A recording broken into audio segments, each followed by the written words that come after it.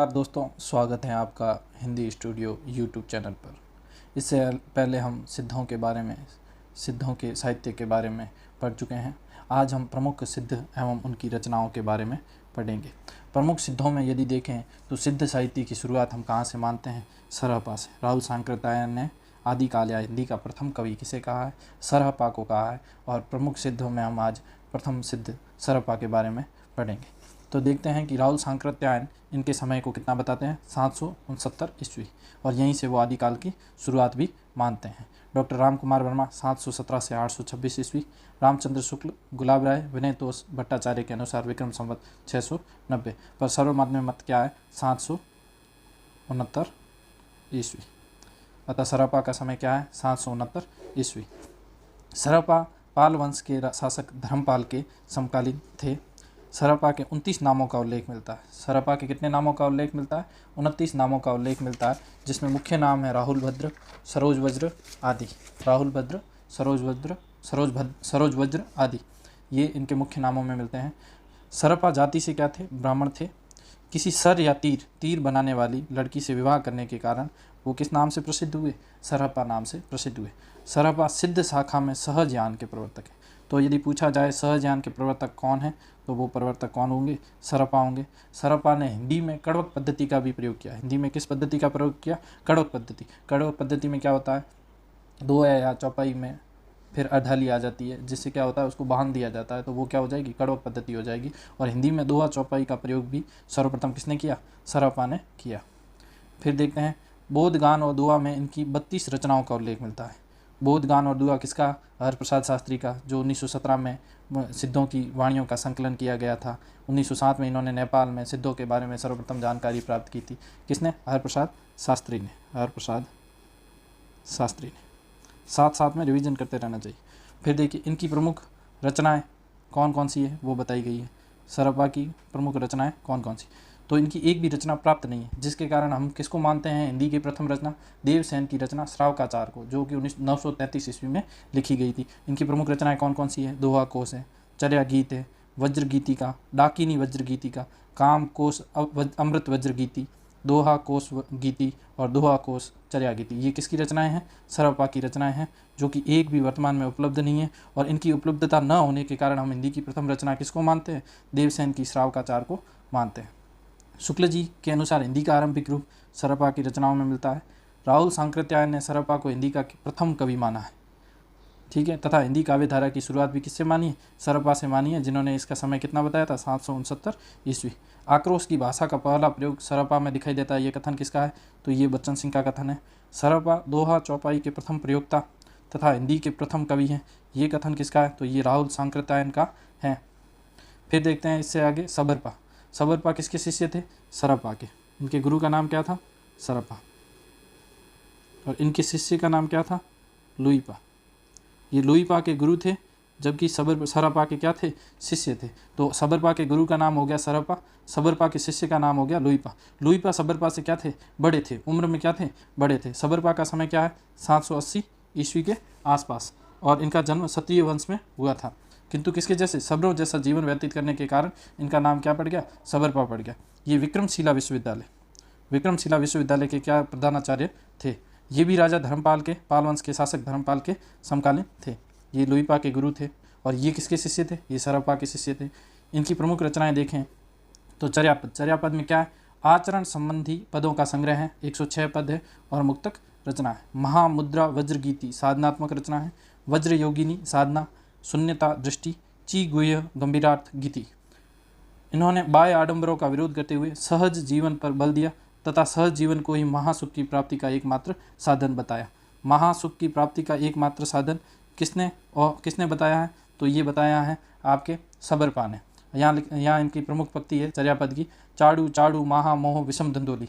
क्या लिखा गया है? चाड़ू चाड़ू महा मोह विषम धंधोली। विषम मतलब कठिन, धुंधोली मतलब सांसारिक समस्याएं, ठीक है। छोड़ दो क्या? माया मोह और ये जो कठिन सांसारिक समस्या है उनको। महा सुखे विलसंती सबरो लैया गुण महोली। और क्या बताया गया है? सहज जीवन को ही महासुख की प्राप्ति का एकमात्र साधन बताया। फिर आगे देखिए लुईपा के गुरु का नाम क्या हो गया? लुईपा के गुरु का नाम हो गया आपके सबरपा। पर ये सबरपा से उम्र में बड़े थे। देखिए यहाँ पे काल के अनुसार क्रम, काल के अनुसार क्रम होगा तब क्या होगा, सबसे पहले आएंगे सरपा 769 ईस्वी, उसके बाद आएंगे लुईपा, लुईपा का समय है 773 ईस्वी, और उसके बाद आएंगे सबरपा, और सबरपा का समय क्या है 780 ईस्वी। और यदि गुरु शिष्य परंपरा के हिसाब से इनका क्रम देखें, गुरु शिष्य के अनुसार क्रम देखें तो सरपा का शिष्य कौन हुआ, सबरपा, और सबरपा का शिष्य कौन हुआ, लुईपा।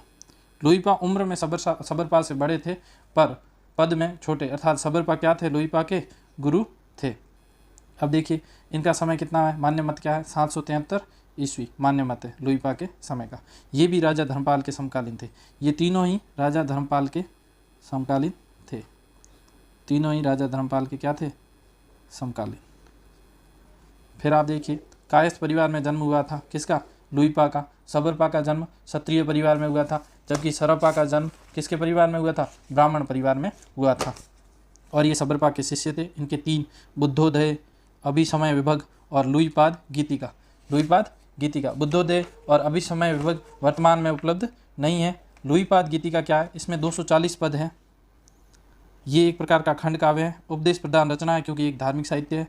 वणिक की कथा के माध्यम से सहज जीवन के महत्व को समझाया है। किसने, लुईपा ने, लुईपाद गीतिका से।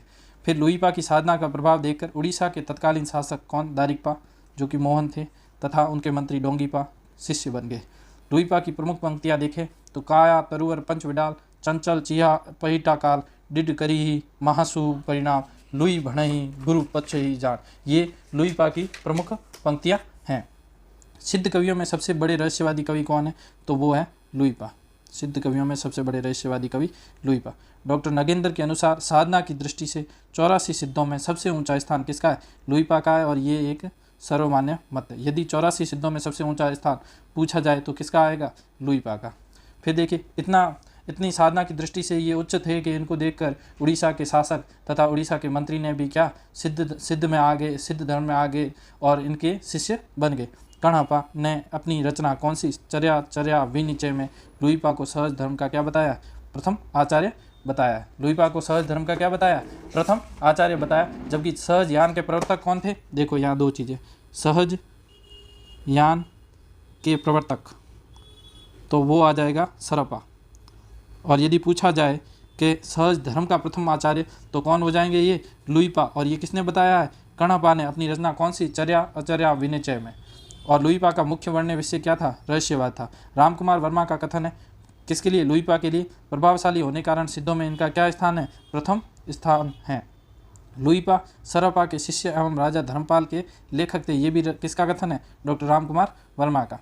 अब देखेंगे कणापा या कृष्णपा। इनका जन्म जो है वो कर्नाटक के ब्राह्मण परिवार में हुआ था, परंतु बाद में ये कहाँ आ गए, बिहार के सोमपुरी नामक स्थान पर आ गए और वहीं उनका क्या बन गया, कर्मस्थली बन गया। इनका समय 820 ईस्वी के लगभग है। इनके गुरु का नाम है जालंधरपा। गुरु कौन थे इनके, जालंधरपा। कृष्णवर्ण मतलब काले होने के कारण इनको कृष्णपा नाम रखा था। महाराजा देवपाल के समकालीन। देखिए सरपा, सबरपा और लुईपा ये धर्मपाल के समकालीन थे, धर्मपाल के समकालीन थे, जबकि ये महाराजा देवपाल के समकालीन थे। कौन, आपके ये हैं कणापा। सिद्धों में सबसे ज़्यादा रचनाएं लिखने वाले सिद्ध कवि। इनकी रचनाओं की संख्या कितनी मानी जाती है, 74 मानी जाती है। वैसे ये नगेंद्र ने मानी है और सर्वमान्य मत भी है, 74 मानी जाती है। इनकी रचनाओं की संख्या 74 मानी जाती है। दो अभी उपलब्ध है, कौन सी, कणापाद गीतिका और चर्या विनिचय।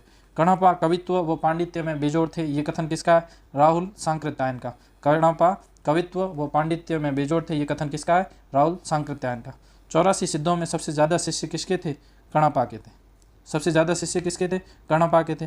काव्य कला की दृष्टि से कणापा सिद्धों में सबसे श्रेष्ठ कवि थे। अब देखो कणापा को लेकर 3 सवाल मुख्य बनते। कवित्व व पांडित्य में बेजोड़ थे, कौन, कणापा।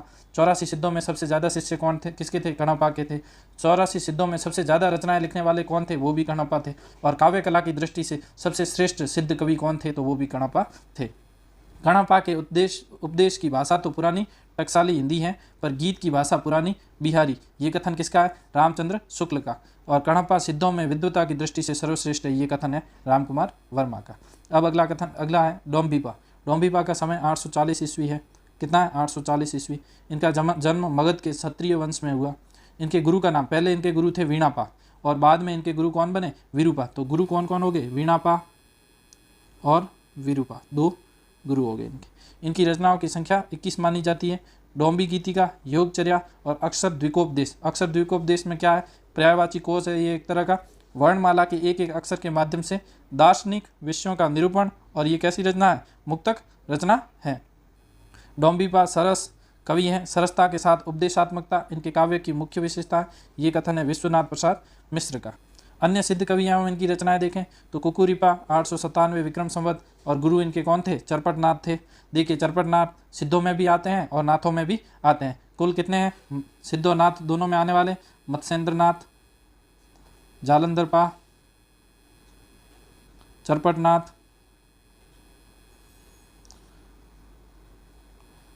और नागार्जुन और आपके गोरखनाथ। ये 5 ऐसे हैं जो सिद्धों में भी आते हैं और नाथों में भी आते हैं। तो चरपटनाथ के शिष्य कौन थे, कुकुरिपा थे। इनकी कुल रचनाएं 16, एक भी उपलब्ध नहीं। विरूपा साधना का केंद्र नालंदा और इनकी रचना है कौन सी, योग दर्शन सार। कौन सी रचना है, योग दर्शन सार।